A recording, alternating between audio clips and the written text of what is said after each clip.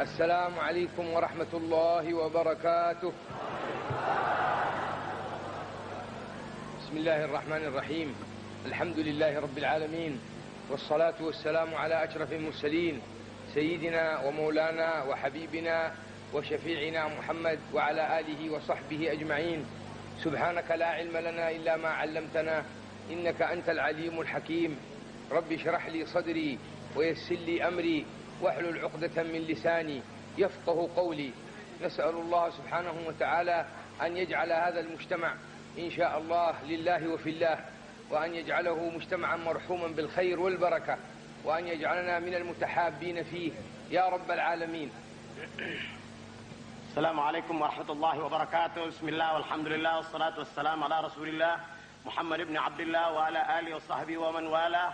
سبحانك لا علم لنا إلا ما علمتنا إنك أنت العليم الحكيم. رب اشرح لي صدري ويسر لي أمري واحلل عقدة من لساني yafqahu qawli. Bapak, Ibu, dan saudara-saudara sekalian, kami berdoa kepada Allah Subhanahu wa taala, semoga perkumpulan kita adalah termasuk perkumpulan yang mendapatkan rahmat daripada Allah Subhanahu wa taala. Semoga kita tergolong dalam golongan orang yang saling cinta mencintai karena Allah Subhanahu wa taala.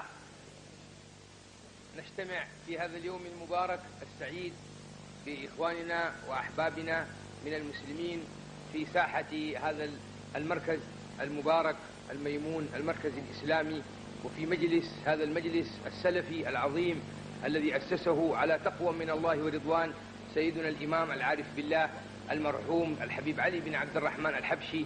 فهذه بركات عظيمة متتالية مستمرة نستمطرها ونأخذها ونستمدها ببركة هذا المجلس المبارك. Saudara-saudara sekalian, kita berkumpul di tempat ini, tempat yang penuh dengan barakah daripada Allah Subhanahu wa taala, berkat majlis yang didirikan atas dasar takwa kepada Allah Subhanahu wa taala, yang pernah didirikan oleh seorang imam, Al-Habib Ali bin Abdul Rahman Al-Habasyi. Kita kumpul pada hari ini dan pada hari-hari yang lain ialah untuk mengambil keberkahan daripada Al-Habib Ali bin Abdul Rahman Al-Habasyi, untuk mengambil keberkahan daripada majlis taklim yang semacam ini. ولا شك أن بقاء هذا المحفل وحضور هؤلاء الإخوان وإقبال هذه الأمة من المسلمين على هذا المجلس لا شك أنه دليل الإخلاص الصادق الذي عليه تأسس هذا المجلس وعليه قام هذا المحفل وعليه كان أولئك الأقوام رضي الله تعالى عنهم. Saudara-saudara, kita tidak ragukan lagi bahwasanya pertemuan kita dan hadirnya kita pada tempat ini ialah karena kita hadir di tempat ini adalah karena keikhlasan hati-hati kita. Jadi kita ada pada tempat ini pada setiap waktu majelis taklim karena memang kehadiran kita ini didasarkan karena ikhlas. Begitu juga kehadiran daripada orang-orang tua kita dahulu, ulama-ulama kita dahulu yang mendirikan ini majelis, yang dasarnya semata-mata karena ikhlas kepada Allah Subhanahu wa taala. والله سبحانه وتعالى ببركة الحبيب المرحوم علي بن عبد الرحمن الحبشي حقق وأظهر سر حديث رسوله الكريم إذ يقول: إذا مات ابن آدم انقطع عمله إلا من ثلاث: العلم الذي ينتفع به هذا واحد، والولد الصالح الذي يدعو له هذا اثنين، والصدقة الجارية. فهذه الثلاثة المنافع والمصادر تحققت ببركة الحق سبحانه وتعالى، ثم ببركة المؤسسين الذين سبقوا والذين مضوا وانقضوا. لا تحقق ذلك الحديث الشريف بجميع أصوله في هذا المظهر الإسلامي العظيم. Saudara-saudara sekalian, Allah Ta'ala telah membuktikan kebenaran daripada apa yang disabdakan oleh Rasulullah Sallallahu Alaihi Wasallam, dalam apa yang pernah disabdakan oleh Rasulullah Sallallahu Alaihi Wasallam, bahwasanya apabila manusia meninggal dunia maka putuslah segala amalnya kecuali tiga, yaitu yang pertama ilmu yang bermanfaat dan anak soleh dan amal jariah, di mana ini kesemuanya telah dibuktikan oleh Allah Subhanahu wa taala berkat Habib Ali yang telah mendirikan ini majlis bersama para pejuang-pejuang Islam lainnya, di mana ini semuanya telah terbukti dan kita saksikan bersama-sama. فالعلم الذي ينتفع به هو هذا الذي نحن نجتمع عليه. Ilmu yang bermanfaat inilah sekarang yang dimana kita ini berkumpul di dalamnya. والولد الصالح الذي يدعو هو هذا الذي نحن نجتمع عنده. Saudara-saudara, anak yang saleh yang selalu mendoakan untuk orang tuanya, inilah yaitu anaknya yang selalu kita doakan dia. والصدقة الجارية هو العلم النافع أيضا. Dan kemudian sedekah jariah itulah ilmu yang bermanfaat yang sekarang sedang dijalankan oleh Al-Habib Muhammad bin Ali Al-Habsyi. فتحقق بفضل الله هذا الحديث ببركة هذا الإمام العظيم الحبيب محمد بن علي. Semuanya itu terbukti ketiga daripada apa yang disabdakan oleh Rasulullah sallallahu alaihi wasallam ini pada diri daripada Al-Habib Muhammad bin Ali bin Abdurrahman Al-Habsyi. وهذا دليل على بركة العلم لأن ليس الشأن في العلم وإنما الشأن في البركة في العلم. Saudara-saudara, inilah merupakan keberkahan daripada ilmu. Yang dimaksud dengan ilmu ialah bukan sekadar ilmu, tetapi yang dimaksud adalah keberkahan daripada ilmu itu sendiri.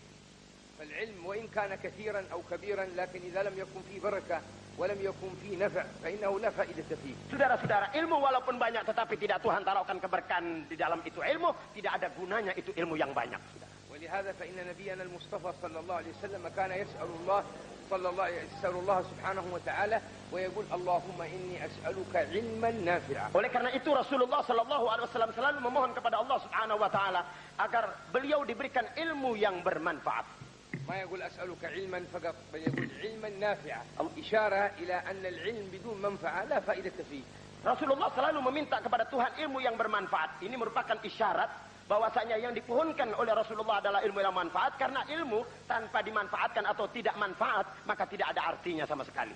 وكان يستعيذ من العلم الذي لا ينفع فيقول اللهم إني أعوذ بك من علم لا ينفع. Rasulullah selalu berlindung kepada Tuhan daripada ilmu yang tidak bermanfaat. Beliau berkata, Allahumma inna na'udzubika min ilmin la yanfa'. Ya Tuhan, kami berlindung kepadamu daripada mendapatkan ilmu yang tidak ada manfaatnya.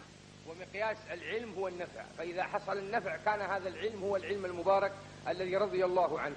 Ukurannya adalah ilmu yang bermanfaat. Apabila ilmu itu yang diberikan kepada kita ilmu yang bermanfaat, maka itulah ilmu yang diminta oleh Rasulullah sallallahu alaihi wa alihi wasallam.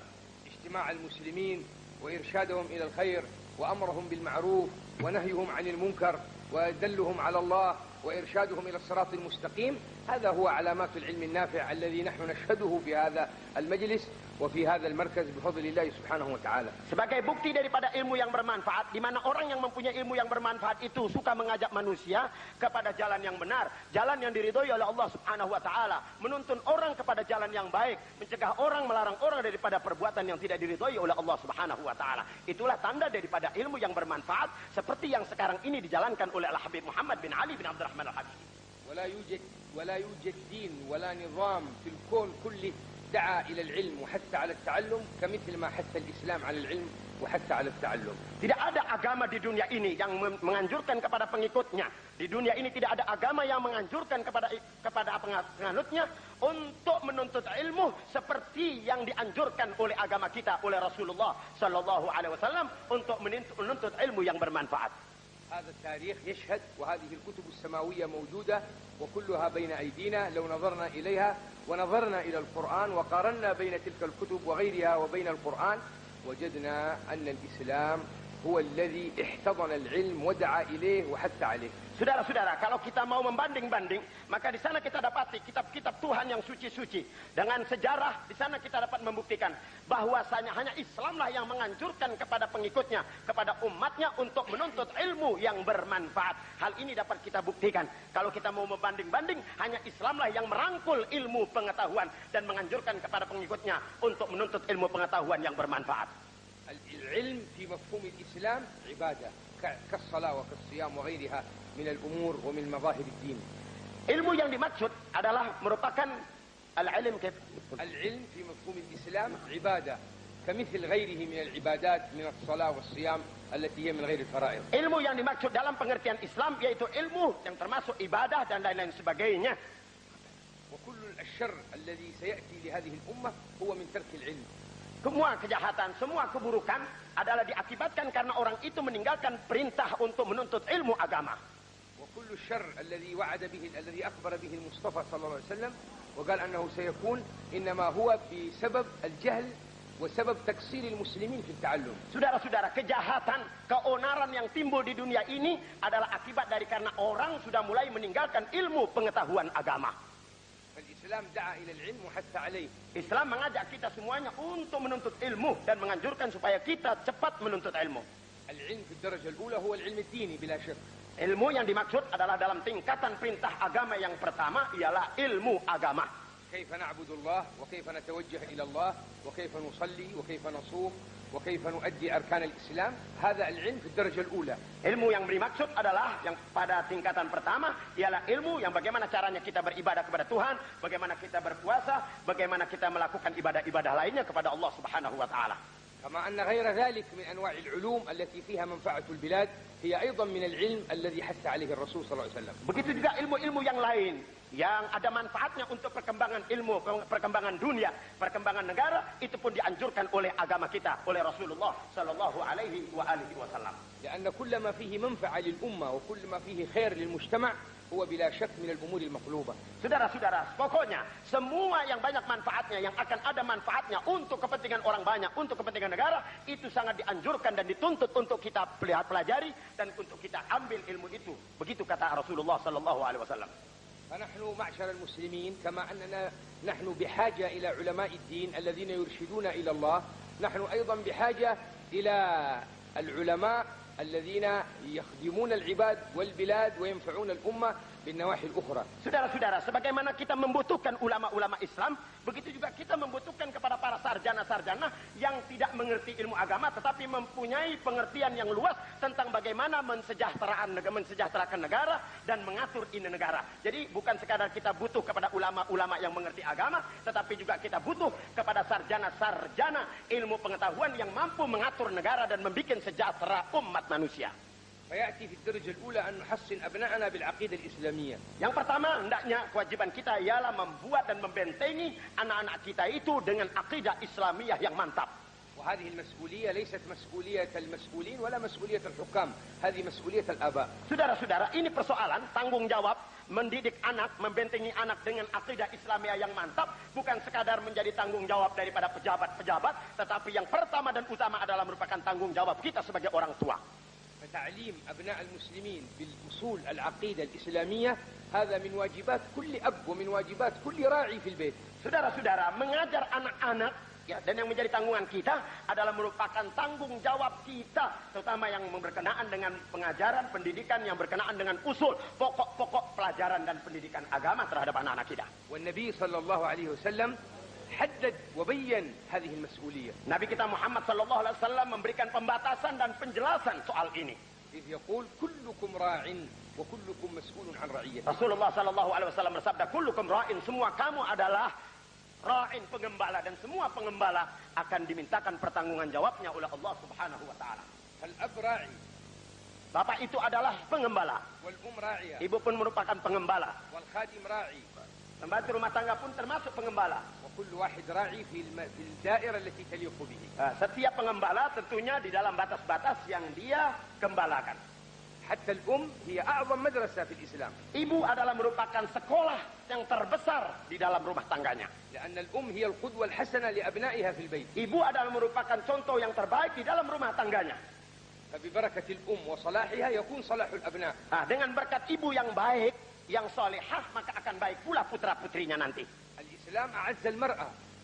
Islam memuliakan kaum ibu, ورفع مقامها. diangkat kedudukan kaum ibu, وجعل لها حقوق عظيمة. dan dia diberikan hak yang besar sekali. وجعل لها وظيفة كريمة. Dan Allah Ta'ala memberikan kepada kaum ibu satu tugas yang sangat mulia. ما هي وظيفتها؟ Apa itu tugas dan kewajibannya? وظيفتها هي تربية الإنسان وتربية الأبناء وهؤلاء هم عماد الأمة في المستقبل. Tugas kaum ibu yaitu mendidik anak-anaknya, dan ini merupakan tugas yang paling besar, saudara-saudara. فإذا كانت الأم ربت الأبناء تربية دينية صحيحة فهذا بلا شك ولا ريب أعظم خدمة في الكون. Saudara-saudara, kalau seorang ibu dapat melaksanakan tugasnya dalam mendidik anak-anaknya dengan baik, maka ini akan merupakan satu keberhasilan buat umat manusia di alam ini. وإذا فتح الولد الصغير عينيه في البيت على أمه وهي تصلي وعلى أبيه وهو يصلي وعلى الأخلاق الحسنة المستحسنة كان هذا أعظم مدرسة في البيت. Saudara-saudara sekalian, kalau seorang anak begitu buka matanya bangun tidur, lihat ibunya lagi sembahyang, maka ini merupakan pelajaran yang terbaik buat seorang anak karena ibunya dilihatnya sembahyang. ومن هنا يقول الله سبحانه وتعالى في كتابه العزيز وأمر أهلك بالصلاة واصطبر عليها لا نسألك رزقا نحن نرزقك. Demikian juga oleh karena itu Allah Subhanahu wa taala memerintahkan kepada kita wa'mur ahlaka bis-salati wastabir 'alaiha la nas'aluka rizqan nahnu narzuquk. Kami perintahkanlah kepada keluargamu untuk melaksanakan salat, ya, la nas'aluka rizqa, kami tidak meminta kepada kamu rezeki, ya, nahnu narzuquka wa iyyahum, kami akan berikan kepada kamu rezeki dan kepada mereka. نسأل الله وتعالى أن يجعل جمعنا هذا جمعا مرحوما، وأن يجعل تفرقنا من بعده تفرقا معصوما. اللهم لا تجعل فينا ولا منا ولا معنا ولا إلينا شقيا ولا محروما. آمين. اللهم اغفر لنا وارحمنا، واسترنا واجبرنا، وعافنا واعف عنا، وكلنا حيث كنا، وعاملنا بلطفك الخفي. اللهم اشرح صدورنا ويسر أمورنا وثبت أقدامنا ويسر أحوالنا، وارحم موتانا واستجب دعانا. اللهم انصر الإسلام والمسلمين ودمر أعداء الدين. اللهم خذ بأيدينا إلى ما فيه الخير.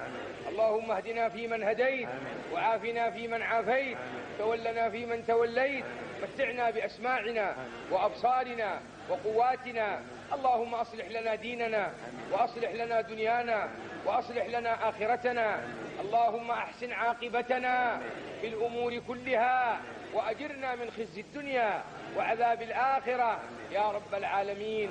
اللهم انفعنا بما علمتنا، وعلمنا ما ينفعنا، واجعلنا من المقبولين. اللهم إنا نسألك الخير كله عاجله وآجله يا رب العالمين. اللهم ارزقنا شفاعة سيدنا ومولانا رسول الله صلى الله عليه وسلم. اللهم اجعلنا من رفقائه، واحشرنا تحت لوائه، وانفعنا بمحبته يا رب العالمين. وبارك في هذا المركز وفي هذا المجلس وفي صاحبه سيدنا وحبيبنا الإمام الداعي إلى الله حبيب محمد بن علي الحبشي. وارحم والدينا واجعلنا من المقبولين. اللهم اجعلنا هداة مهتدين لا ضالين ولا مضلين. اللهم احفظنا بالإسلام، واحفظنا بالإيمان، واحفظ علينا الإسلام، واحفظ علينا الإيمان، واجعلنا من المقبولين. سبحان ربك رب العزة عما يصفون، وسلام على المرسلين، والحمد لله رب العالمين. والسلام عليكم ورحمة الله وبركاته.